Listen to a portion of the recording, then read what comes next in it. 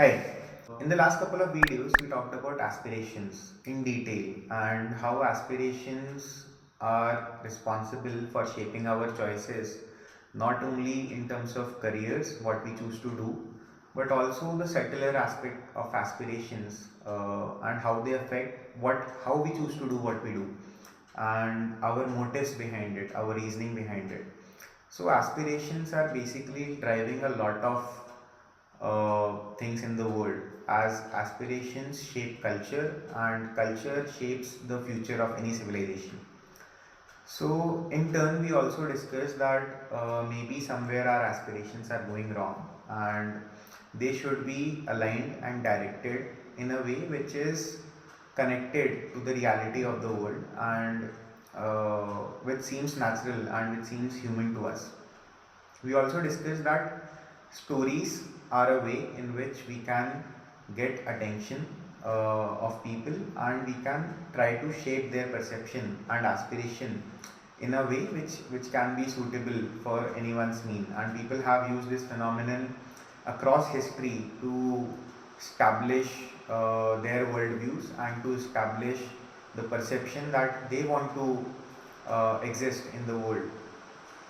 And we also discussed that to change uh, our set of aspirational standards, to change them for good, we need to bring out the good stories.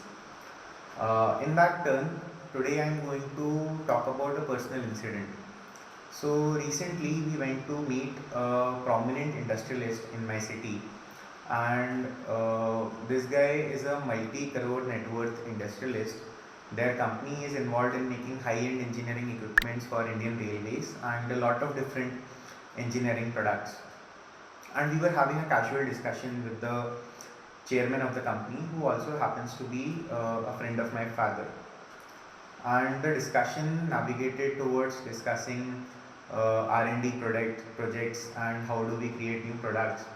And we were discussing that why we should not account for money spent on R&D as a return on investment, because money spent on R&D is money spent on solving a good problem, and a good problem worth solving uh, is worth the money in itself, whether you make money out of it or not. And the discussion slowly navigated towards uh, how the aspirations in the world are set wrong right now. So as an industrialist, imagine if you have good problems to solve, if you have if your basic necessities are met, if you have shelter, if you have food, if you have a good vehicle, if your fuel is paid up by the company, what else do you need? And is there any point of accumulating more and more money in your bank accounts? So everyone should think about growing their companies and growing their whatever they are building. Everyone should think about growth in a positive direction. But at the same time, we need to ask this question that do our aspirations only have to be about accumulating more? About, it could be money, it could be influence, it could be power. So in this discussion, we later moved on to so the guy, he recalled his past and how people used to work in their times, and people used to work at a single job for multiple years, and even without a great pay, or even without the set of facilities that exist today, these people used to put their heart into their work. So if a manufacturing shop floor worker is working on a job with a sense of purpose, he would understand that this job is going to be placed in some infrastructure project or some engineering machine. He would understand the significance of it, and he would put all of that, the purpose of it, into making of that product, on doing his job right.